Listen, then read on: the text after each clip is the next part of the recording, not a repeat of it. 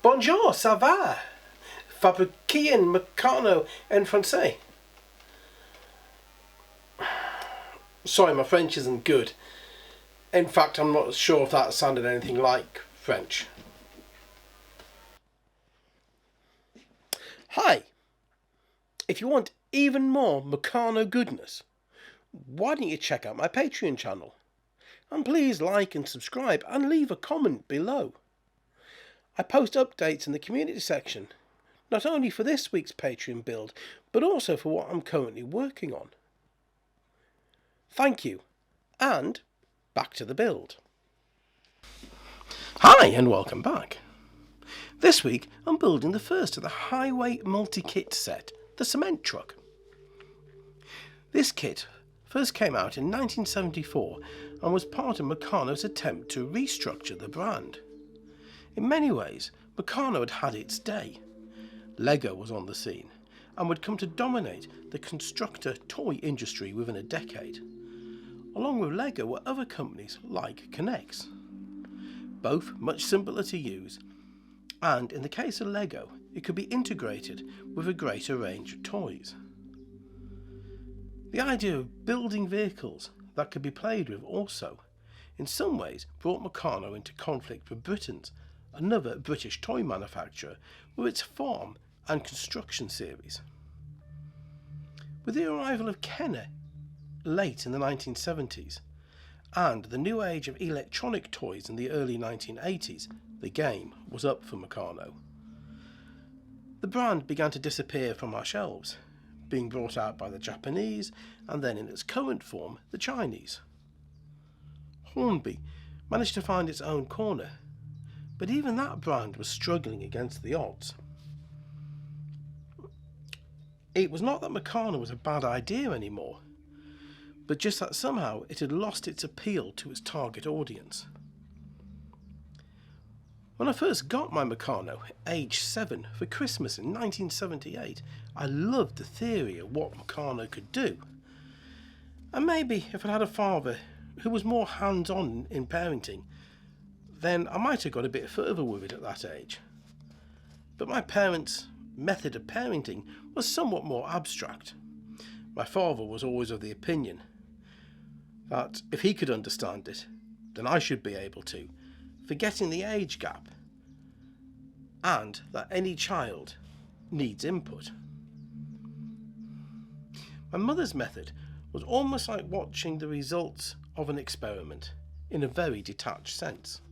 Now don't get me wrong, I had two brilliant parents in many ways. After all, both of them had scientific backgrounds. If you had a valid question, then they would listen to your question. Like when I wanted to know what would happen if I put an empty aerosol of shaving foam onto a bonfire.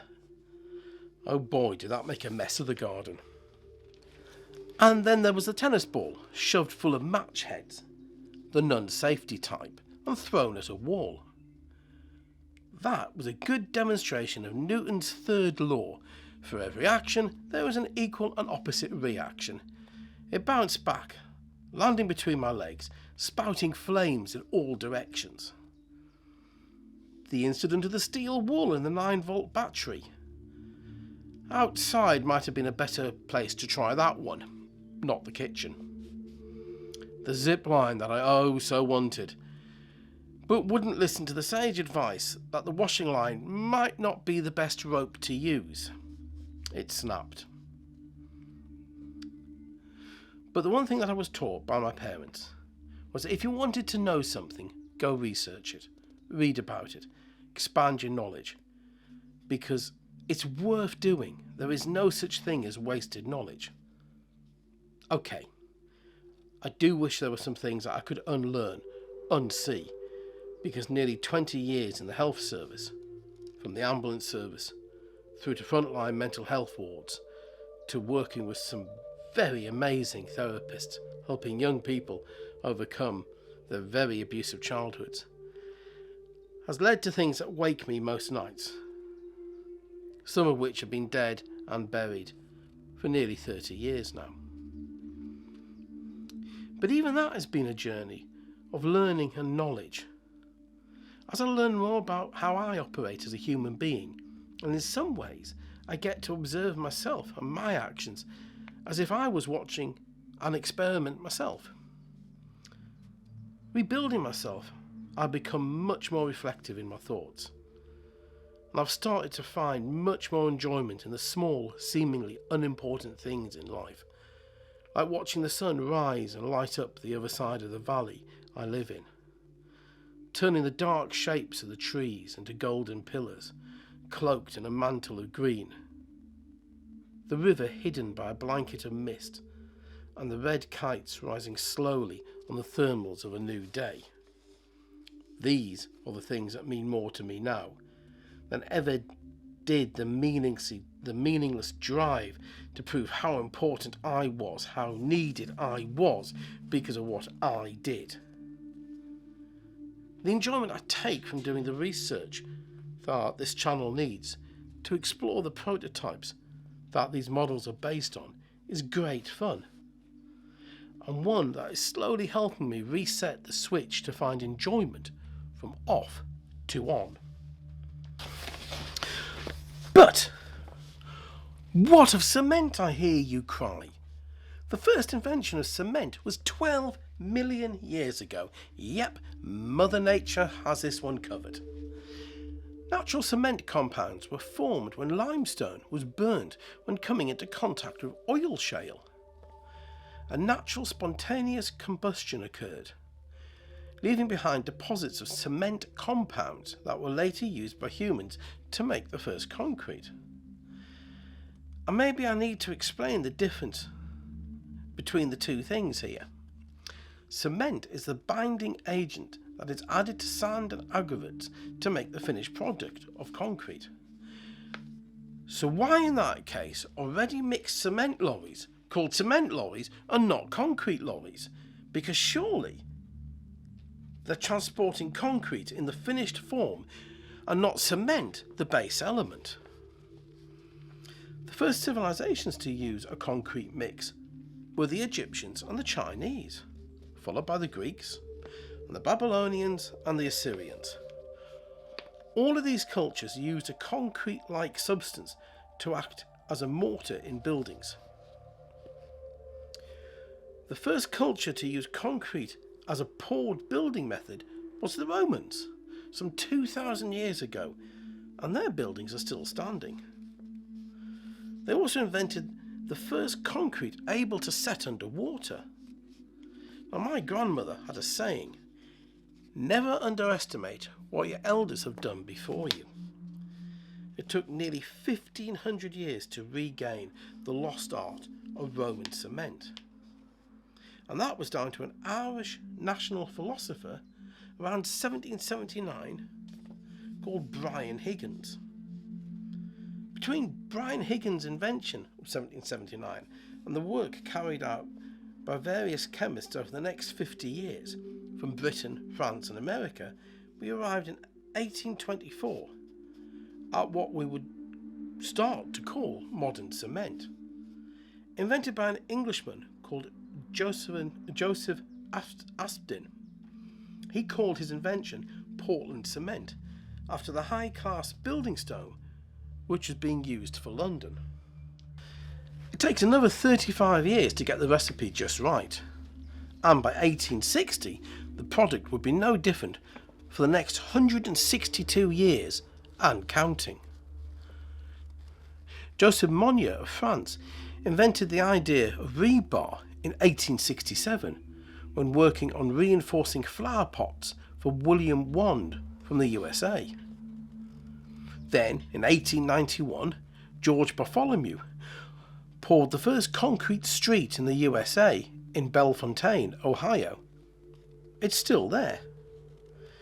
1903 saw the first high-rise built, again in the USA.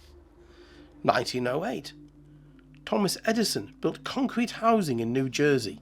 They still exist today. 1936 saw the Hoover and Cooley dams being built.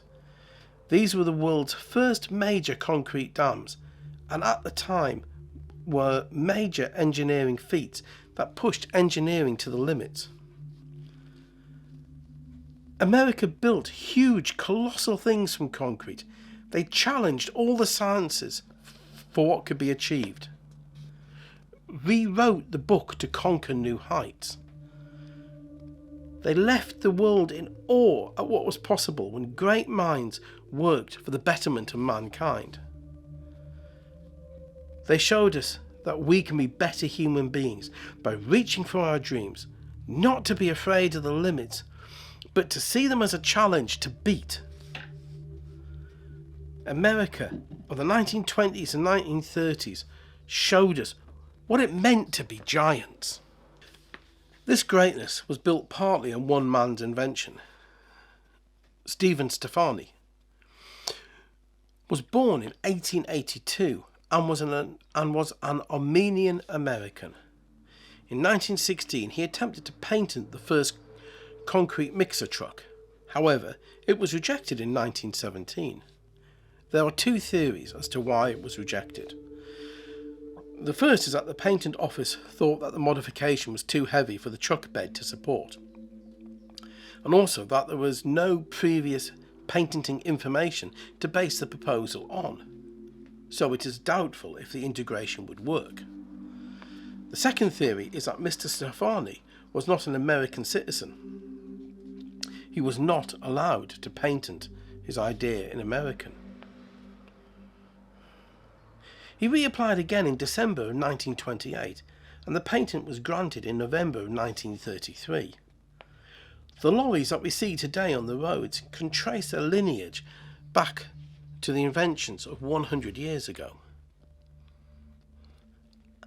After all, watching Brent Underwood's exploits in Cerro Gordo with the rebuilding of the American Hotel shows how complicated the requirements for concrete are, and how it takes the resources and the ingenuity of others to help solve the problem, mainly in the form of the Diesel brothers getting an all-terrain cement lorry up a 7-mile dirt road to the top of a mountain.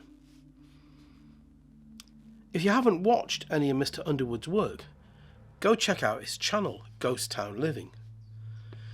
Because the work that people like Mr. Underwood, the Diesel brothers, and the volunteers that help at Cerro Gordo show the world is how great a nation can be.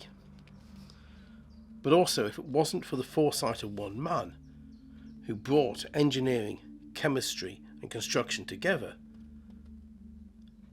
helping to move that nation forward. And at the time of writing this script, which I hope will be airing sometime in August or September of 2022, Russia is fighting in the Ukraine. Mr. Putin has threatened the world with nuclear warfare and is shelling nuclear power stations. That any nation should be invading another is unacceptable, and my heart goes out to the Ukrainian people. And after this is over, the inventions that our elders created, in some cases thousands of years ago, are going to be needed to rebuild a battered nation.